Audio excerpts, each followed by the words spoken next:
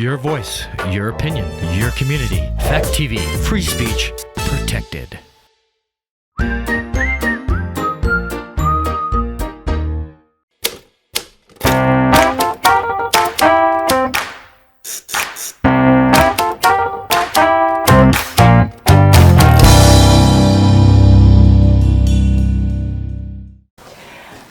It's Marty from Fact TV. I'm here for the 2021 Rockingham Select Board Meet the Candidates. Today we're here with Rick Cowan, who's running for Select Board.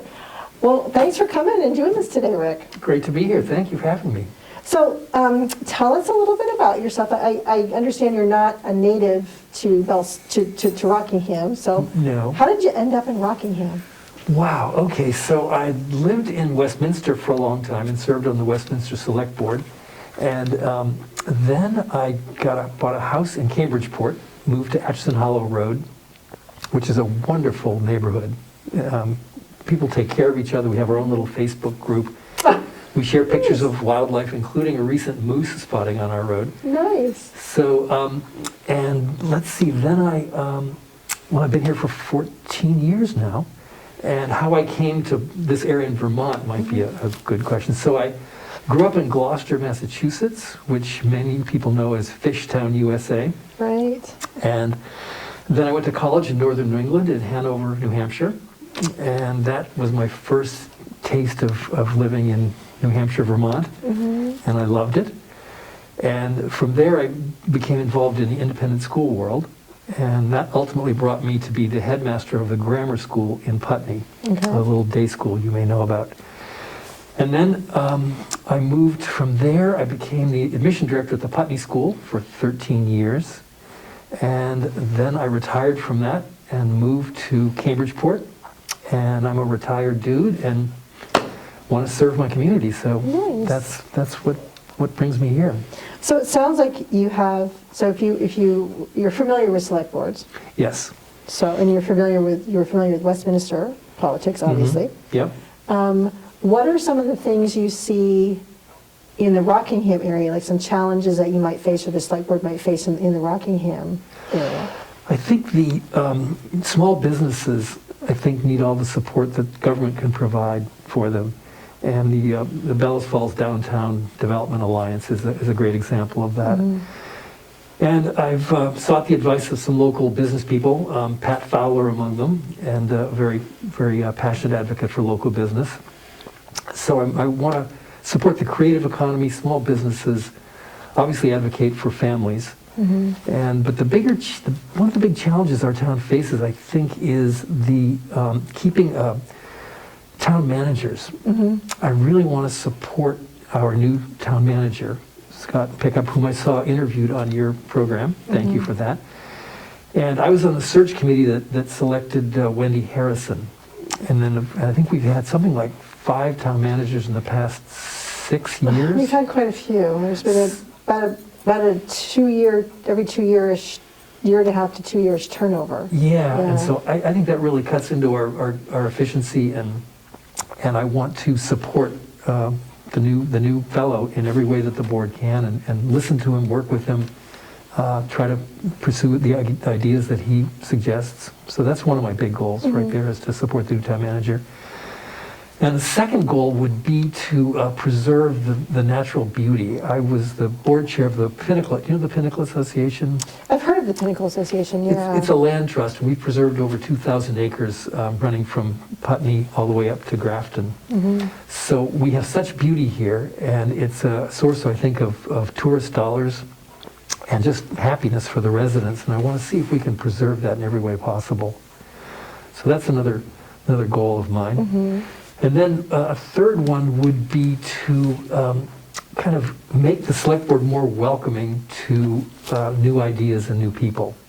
I really want to be as creative as we can, and that means listening to people and making them feel comfortable at select board meetings. So that may sound like a small thing, but to me, I really want to hear fresh ideas. Nice. It sounds like, so having been on the Westminster Select Board, moving to the Rockingham Select Board, I mean, we're all kind of the same area. Right. So we're all facing the same issues. Exactly. So it's not like you're totally new to, No. not like the fresh guy in town. you No, know, no, no. with rose-colored glasses of how fun it's going to be. No, I'm my second term as a Justice of the Peace in Rockingham, and so we also serve as the Board of Civil Authority.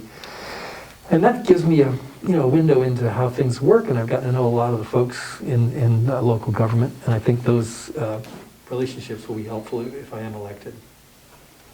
Nice.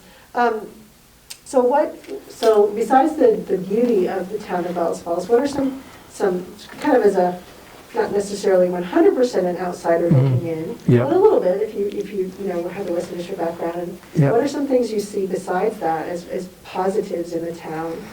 I think we've got a lot of hardworking, smart people in this town, and the creativity blows me away. And I just love that fact about where we are and the kinds of folks that are grew up here. Mm-hmm. And I have lots of friends who grew up here, and then the folks who've been drawn over the years to this town. So I love the creative energy. We do. We have a lot of, we find it by, doing the feed that there's a lot of people that just do all these really cool things, and we try to bring it to light. Mm-hmm. What do you think about, I know that one of the big topics that comes up a lot for the select board is housing.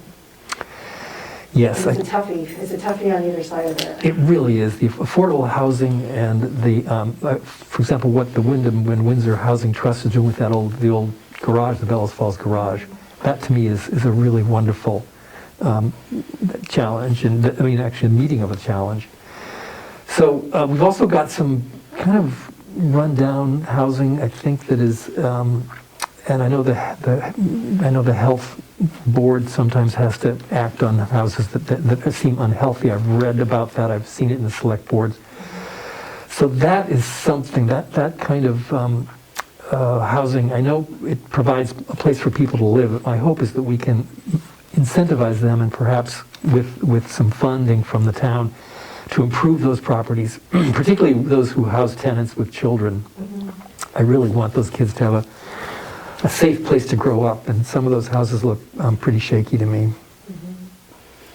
There's also, I think there's what they call the blight houses, the ones that have fallen in such disrepair that they can't be put back into the rolls. Yeah.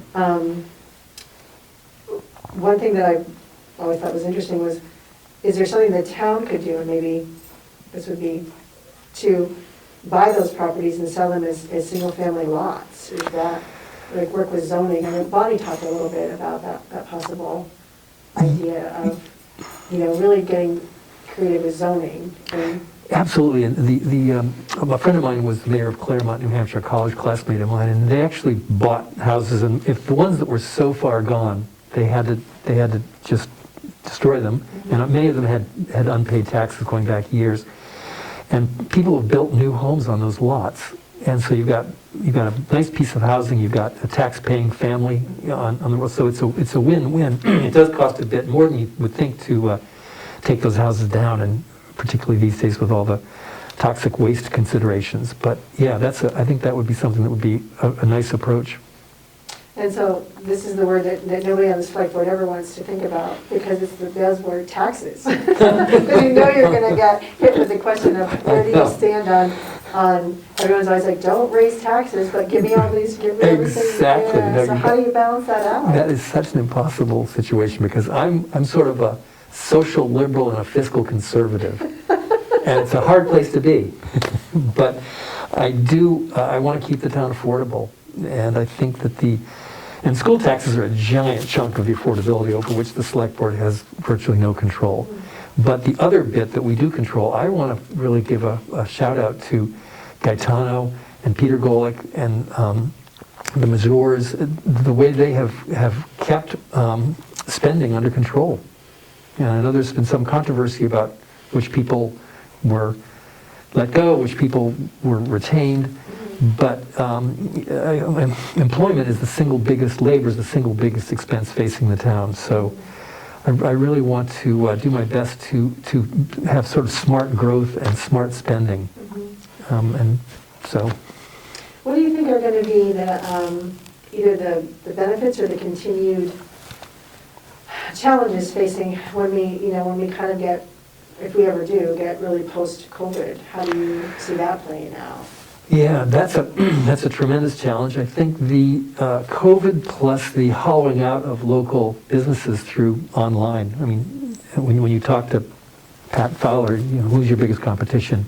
Amazon. Mm-hmm. So how we can encourage people to buy local, I think, is an important aspect of keeping the small businesses going. And so that's one challenge that I would like to step up to. And I want to work with local merchants to see what they need and see if we can get more traffic into there. So the pandemic restrictions have already also hammered tourism, restaurants, hotels, motels, all kinds of things. I happen to be the interim executive director at the Nature Museum in Grafton. That's my current job. And I wrapped that up on February 28th, but I've been doing it for the past 7 months. And our summer camps and all the programs that we normally run, right. So it's put a big hole in our budget. So we're going to be doing everything outdoors this coming season, but there are a lot of businesses that it's harder, restaurants when it gets, 20 below. Yeah, I'm not going to be eating my burrito out on the sidewalk at 20 below. But yeah, the COVID thing is a massive challenge. And so I think you're tapping into also all this, so much money has come from the feds to the state, and I really want Rockingham to get its share of that. Right. Would you think that would be like having more connections with the local legislatures to do that, or how would you approach that? Yeah, Leslie Goldman is someone I know well, and I served with her on the board of the Nature Museum, and I'm in pretty constant communication with her about different issues. I hope I don't annoy her, but I think she's probably in a position where that's going to happen. Well, I hope she regards me as simply an active constituent and not a pain in the butt. But anyway, even if I'm not elected, I've talked to Leslie about how we can get those dollars for Rockingham economic development. And Mr. Fox, our director of development, really good guy, hard worker. Yes. He walks the talk. He's always there. If you see him at these events, he's there at the farmer's market or wherever else. So I really want to support his work. And I guess I want to circle back a little bit, because I got sidetracked a little bit and never actually asked you, which is my first opening question, Denise, is what made you decide to take this on? Like, what made you, was there some one thing you're like, I want to, or just because you've been involved in Westminster? Well, I've always been really active in community life, and I'm the vice president of the grammar school board at the moment. I'm on the Nature Museum board, and I was with the Pinnacle Association, so I really like being involved in community. And then my experience in the Westminster Selectboard was fascinating. It's kind of like, it's almost like living in a novel. All these stories come to you. Some of them happy, some of them not. But I just found it fascinating, all the people, and I love to get to know the story. I'm also a massive local history buff. Belong to the Bellows Falls Historical Society, and so I just love to be involved in my town, and I've been here for 14 or 15 years. It feels like my town. Nice. So it sounds to me like you can bring a kind of a breadth of different experiences, and maybe some fresh perspectives too. I hope so. That's my intent if I'm fortunate enough to be elected. Nice. Is there any other things that you, like, how, if someone wanted to contact you? Because I did try to research you a little bit ahead of time. I try to know a little bit about coming into an interview, and I couldn't find a lot of information. So. Right. So there's a little a web piece is being created for me by a woman named Ada Brown. I don't know if you know Ada. Okay. She's volunteered to do this for me, and I'm going to be posting this to the Saxtons River. I'm on the Saxtons River Facebook group and the Bellows Falls Facebook group. So that's sort of my platform, if you will, and who I am.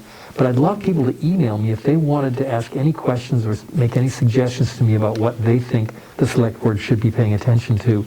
It's rickcowan00@gmail.com. I think Mike is going to put that on the screen. Yeah. So you're open you're open to people contacting you? Yes, totally. And can I give my phone number? You can if you want to. Okay. Call me, 869-1681. I would love to talk to prospective constituents and hear what's on your mind. So please give me a ring. So we're getting kind of to the end of our time. Mhm. So if you had to sum up like one thing that you wanted the community to know about you, like I really want them to know this, what would that be? I think what you said earlier, the fresh perspective, and also that I want the board to be welcoming. I want to really make people feel like they can come in and share their ideas. So I guess the perspective and the welcomingness, if that's a word. It is a word now. Okay. It's not. It is a word now. Thank you. And I think actually you just kind of proved that because you just gave your phone number out on TV. So talk about welcoming, because careful what you wish for. Let me get some crank calls, if that's okay. So thank you so much for coming and chatting with us today. And good luck. And please, everybody, get out and vote, because your vote is your voice. So don't be complaining about the fact after the fact. Get out and vote. Amen.